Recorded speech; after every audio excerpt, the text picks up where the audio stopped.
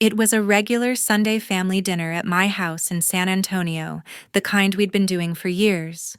Everyone was there: my mom, my stepdad, my older sister and her husband, and my two kids, Ava and Liam. We were halfway through the meal when my mom looked straight at my 13-year-old daughter and said loud enough for the whole table to hear, "I only accept my grandson." Then she pointed at the door and told Ava to leave the table. Ava froze. She lowered her head, trying so hard not to cry, her hands clenched under the table. The room went dead silent for a second. No one said a word. My mom just kept eating like she hadn't shattered my daughter in front of everyone. I pushed my chair back, stood up, and looked my mom in the eye. I told her calm and clear, "If that's how you feel then, from this moment on, I'm done paying for everything that keeps your life running." Her face went pale. My sister's fork stopped halfway to her mouth. My stepdad shifted in his seat, suddenly very interested in his plate. No one laughed. No one defended Ava. No one even looked at her. I walked out of the dining room, went to my bedroom, opened my banking app, and turned off every single autopay that had been quietly funding their world for the last 10 years. By the next morning, my phone was already exploding.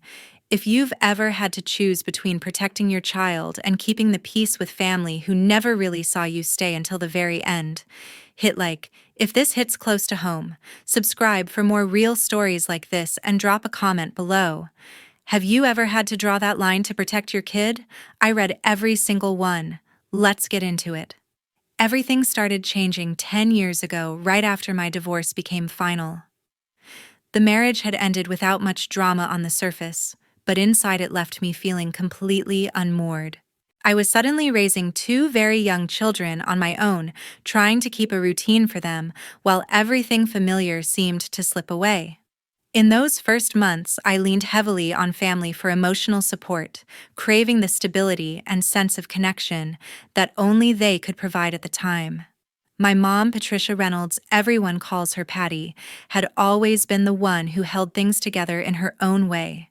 She and my stepdad, Gerald Reynolds, were living in a comfortable but smaller home back then, and Patty began talking more frequently about wanting something larger, a real family house where everyone could gather without feeling cramped. She painted pictures of holidays with room for all of us weekends where the kids could stay over, and a backyard big enough for barbecues that lasted into the evening. My older sister, Kayla Reynolds, who was 42 at the time, and her husband, Brandon Reynolds, got pulled into the conversations too. Kayla loved the idea, saying it would give us all a central place to come together more often. Brandon agreed, mentioning how nice it would be for future family events.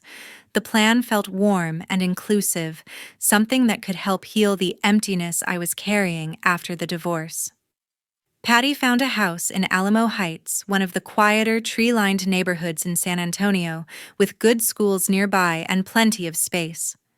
It had multiple bedrooms, a large kitchen that opened to a family room, and a pool that Patty said would be perfect for the grandkids.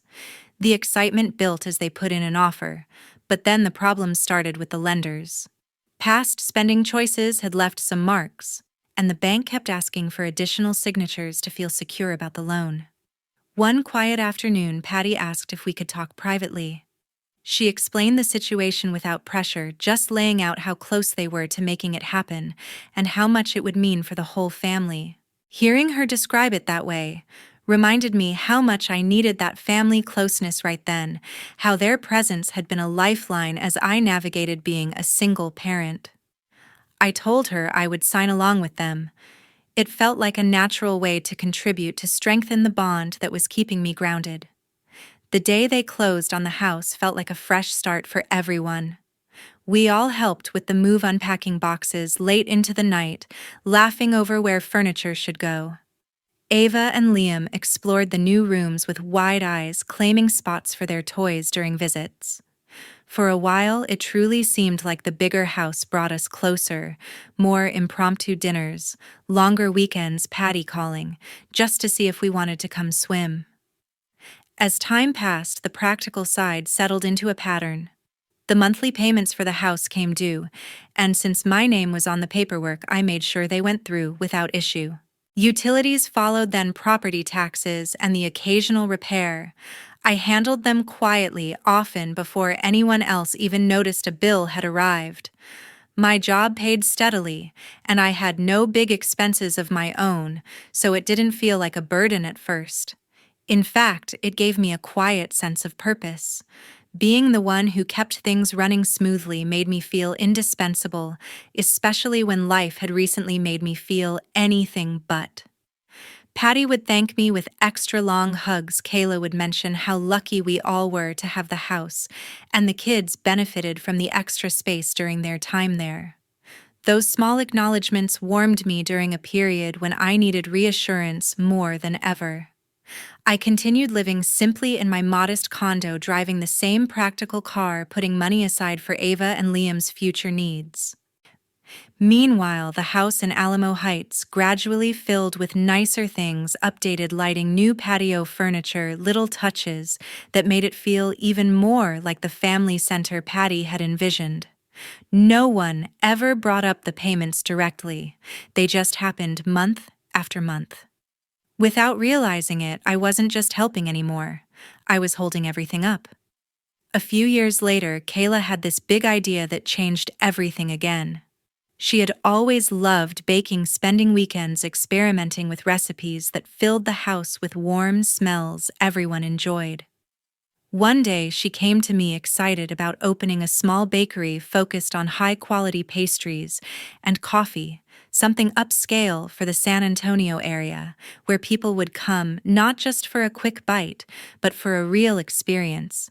She talked about fresh ingredients, handmade everything, a cozy space with outdoor seating. It sounded wonderful, and when she asked if I would help with the paperwork side of things, since the banks were asking for extra signatures again, I didn't hesitate. Family should support each other, especially when someone has a dream like that.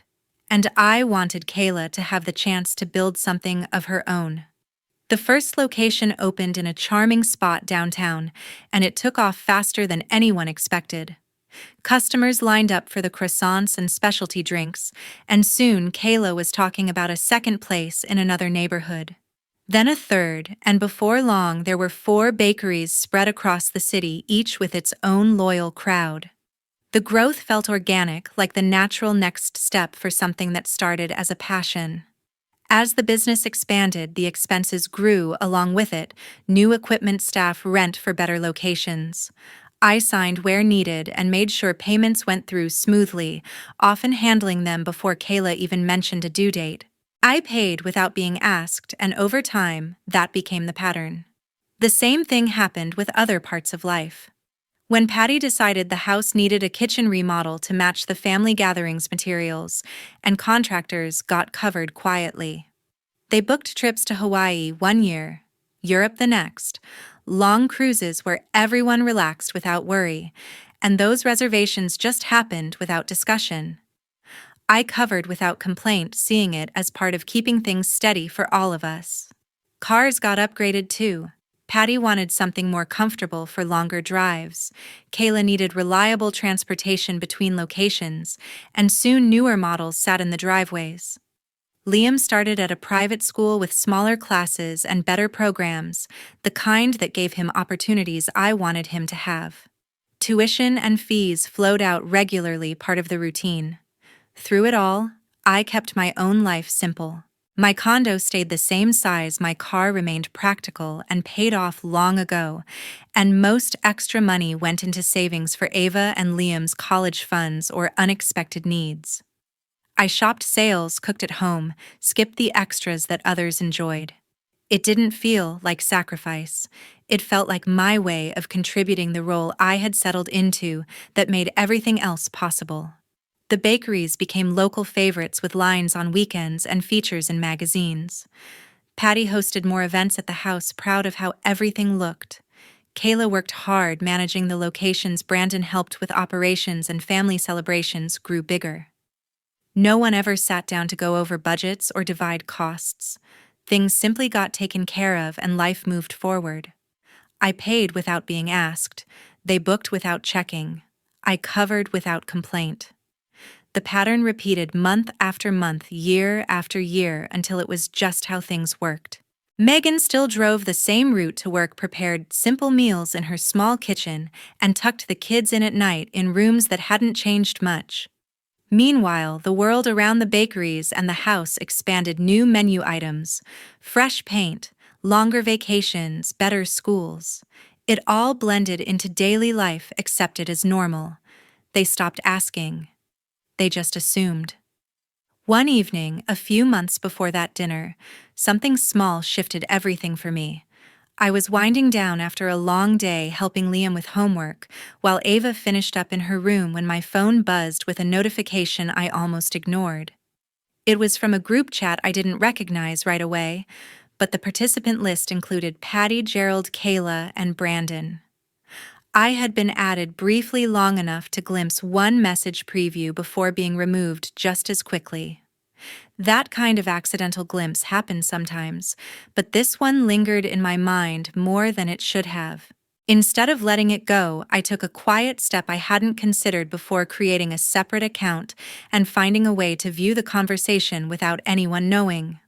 Over the following evenings, while the house was calm and the kids slept, I read through the messages in small bursts, not rushing, just absorbing what was there. The chat wasn't filled with constant complaints or sharp attacks.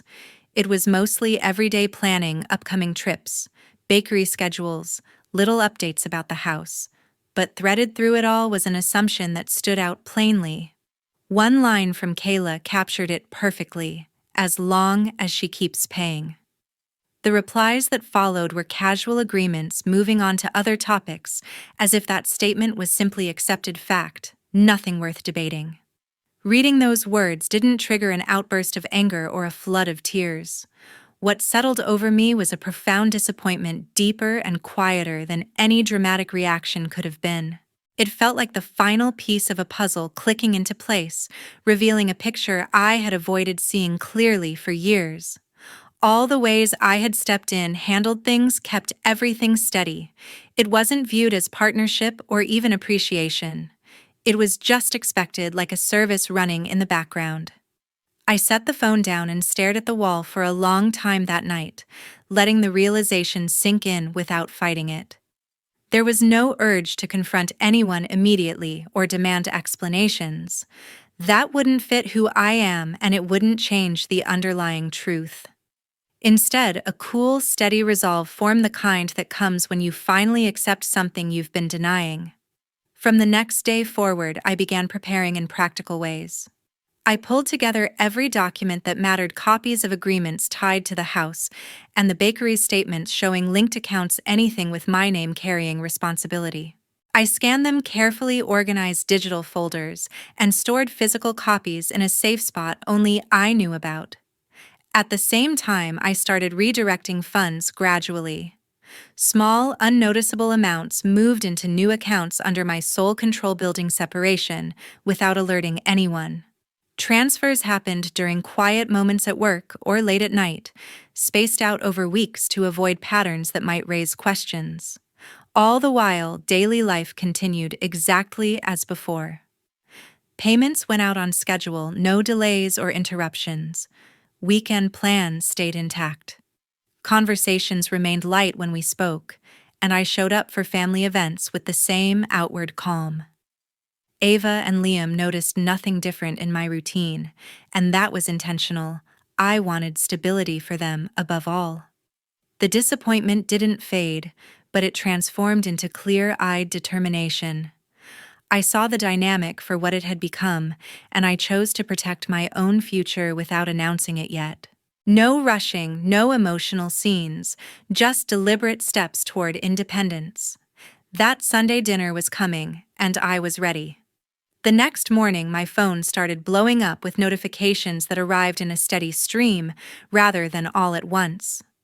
I woke up at the same time as always, slipped into the kitchen while the house was still quiet, and started the coffee maker as the screen on the counter began lighting up repeatedly. The first text was from Patty. Her card had been declined at the grocery checkout. I measured out the grounds, carefully listened to the machine gurgle, and poured my first cup while another message appeared. Gerald had left a short voicemail mentioning that the regular house payment hadn't processed. I didn't listen to it immediately. Instead, I moved on to preparing breakfast, toasting bread, and cutting fruit for Ava and Liam as the phone continued its quiet alerts. By the time we were ready to leave for school, Kayla had sent a series of brief texts about a supplier refusing to release an order for one of the bakeries until payment cleared. The words were straightforward, asking if I knew why the account wasn't working. I drove the usual route, dropped Ava at her building, first chatted with her about an upcoming test, then took Liam to his school and reminded him about his library book. Once I was back home and settled at my desk for work, Brandon messaged suggesting we find a time to talk and figure things out. An automated email from Liam's school followed shortly after stating that the latest tuition installment was overdue and placing a temporary hold on his enrollment status. I opened my work laptop, reviewed the day's tasks, and joined a morning meeting while the device beside me kept receiving inputs. During a short break between calls, I glanced at the accumulating unread count. Patty had followed up asking if I had seen her earlier note. Gerald sent another voicemail a bit later. Kayla added a message about potential payroll issues if the account stayed frozen. I responded to colleagues' updated spreadsheets and handled routine requests without letting anything interrupt the flow. Lunch was simple at my desk, a salad I had packed the night before, eaten while reviewing reports. The notifications continued sporadically: an attempted charge failure alert from the bank, another text from Kayla checking in again. I finished eating, cleared my plate, and returned to work emails as if it were any ordinary weekday. In the afternoon, while waiting in the pickup line at school and listening to the radio, a final message from Brandon arrived, asking directly what needed to happen to restore access. I collected Ava, and Liam heard about their classes and friends, and drove home, with the usual light conversation filling the car. Evening routine unfolded calmly, helping with homework at the kitchen table, starting dinner, while the kids set out plates, sitting together for the meal, and talking about small plans for the weekend. The phone sat on the counter through it all, screen occasionally flashing but left untouched. Later, when the house quieted and the kids were in bed, I finally opened the messages one by one. Each one was brief and factual, pointing to something that no longer functioned as expected. I read them all without typing a single reply, feeling no pull to explain or resolve anything right away.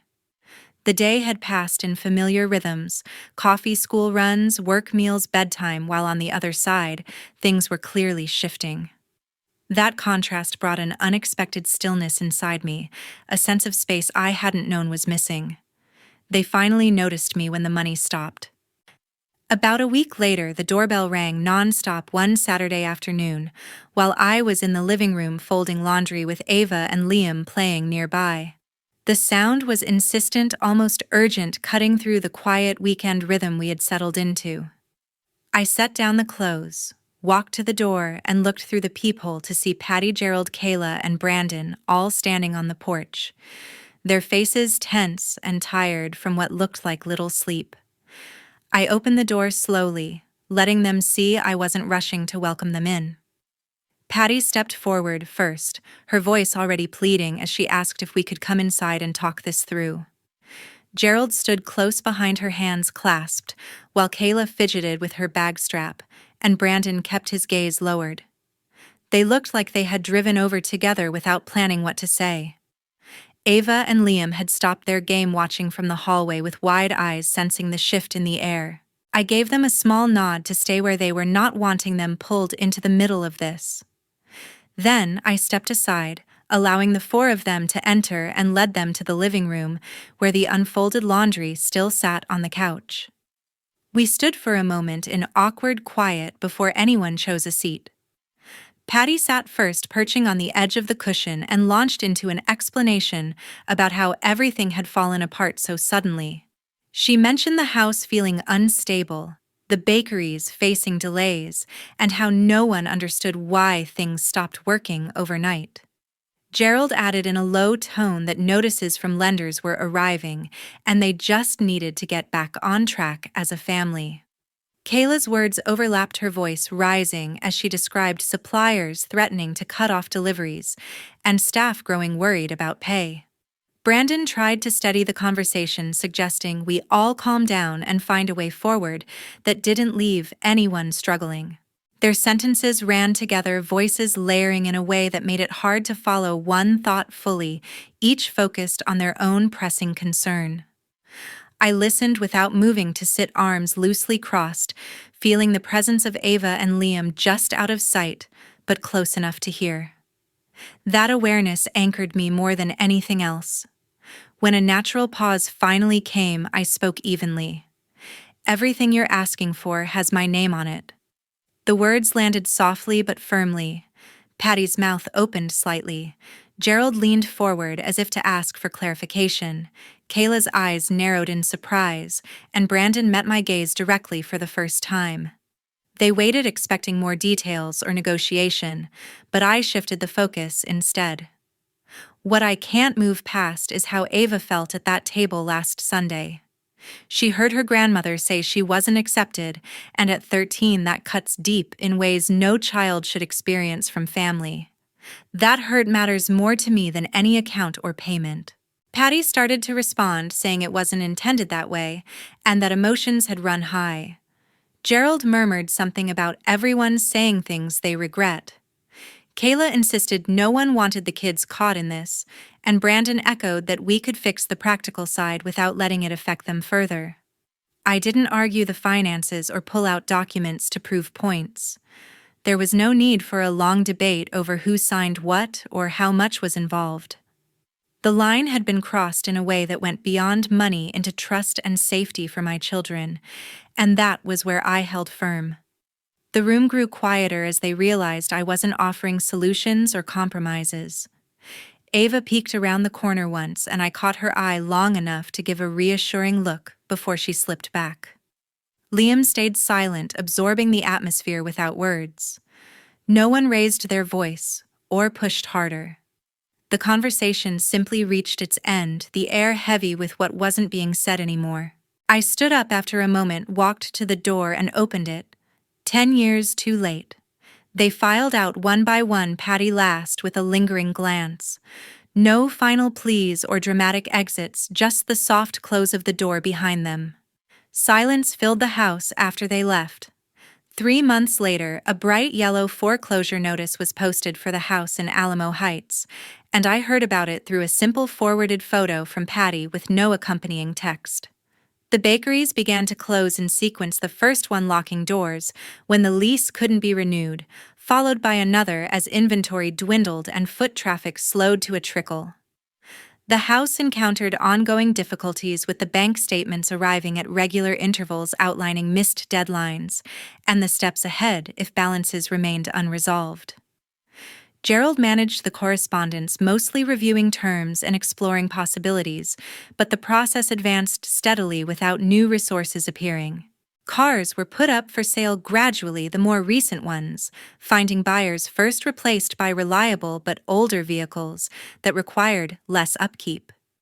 The garage and driveway reflected the change, holding fewer cars and none with the same shine they once had. Liam's private school completed the withdrawal process after fees went unpaid for too long, resulting in a transfer to the nearby public school system starting the next term. The switch involved new registration forms and adjusted schedules that were handled without much back and forth. The family relocated to a smaller apartment in a practical area farther from the central neighborhoods, the sort with standard layouts and community facilities rather than private amenities. Patty coordinated the packing and unpacking, arranging furniture to fit the reduced space, and establishing new daily patterns. Updates reached me infrequently during this stretch: notes about another bakery shuttered permanently, confirmation of a vehicle transaction completed, or paperwork related to Liam's school change. I reviewed them upon arrival, acknowledging the information internally while sending nothing in return. The intervals between such messages lengthened noticeably. Seasons shifted without the customary family traditions taking place. Holidays came and went in separate ways, no shared meals or coordinated visits. Birthdays for Ava and Liam passed unmarked from their direction, lacking the usual gestures or acknowledgments. Their routines appeared to adapt in measured steps, scaled back spending, fewer large purchases, priorities realigned to essentials. Kayla wrapped up remaining business obligations, Brandon assisted with practical tasks, and Patty maintained the household as best as possible under the circumstances. My own days followed established paths. Work demands stayed consistent, school commitments for the kids, filled calendars, and home evenings brought familiar comforts like shared stories and early bedtimes. Occasional administrative items surfaced, dealt with efficiently if necessary, but mostly left to stand. Contact thinned further as months accumulated. No inquiries about Ava's progress in her classes or Liam's adjustment to new teachers. The absence of outreach became standard, a quiet that extended in all directions. No one asked how the kids and I were doing. 6 months after that dinner, one final email from Mom arrived in my inbox. It was brief, asking if there was any way to help one last time with the remaining loose ends from the house and bakeries. No long explanations or recollections of the past, just a direct request for assistance. I read it once, thought about everything that had led to this point, and replied with a single line, "I'm sorry, but I can't." Then I closed the laptop and didn't open that thread again. Life moved forward in its own rhythm after that. The biggest change came when I decided to take Ava and Liam on a trip we had talked about for years, a week at Disney World, just the three of us. We planned it carefully, saving for the tickets and hotel, choosing dates when the crowds were lighter. The days there felt like breathing fresh air after a long time indoors. We started early each morning, riding the attractions Ava picked first, then ones Liam begged for. Their laughter echoed through the parks as we dashed from one ride to the next, stopping for photos with characters and sharing oversized treats that left us sticky and happy. Evenings brought parades with lights and music, the kids' faces glowing in the reflections. We walked back to the hotel holding hands, tired but content, talking about favorite moments from the day. Simple things stood out, the way Liam's eyes widened on his first big coaster, Ava's quiet smile during a calm show, the ease of making decisions together without outside input.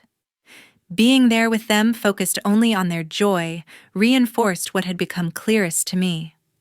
Protecting their sense of security and happiness mattered more than maintaining ties that caused pain. Some families you're born into with all their history and expectations. Others you choose to protect, nurturing the bonds that truly uplift. The trip ended, but the feeling lingered, a lightness in daily life, room for new routines and memories built on our own terms. School continued, work stayed steady, and home felt more peaceful than it had in years. Looking back, the consequences for everyone else settled into place naturally. The house was lost to the bank, bakeries, fully closed vehicles, and lifestyle scaled back permanently. Adjustments were made, new patterns formed, but no further outreach came my way. That distance allowed space for what mattered most, a home where Ava and Liam could grow without old hurts resurfacing. Prioritizing their well-being over forced reconciliation brought the kind of peace that doesn't need explanation. Some families you're born into. Others you choose to protect. To anyone who made it this far, thank you for listening to the end. These stories aren't easy to share or hear, but they remind us that setting boundaries to protect our children and ourselves isn't selfish. It's necessary. If something here resonated with you, whether you've had to make a similar choice or you're thinking about one now, I'd love to hear your thoughts in the comments. You're not alone.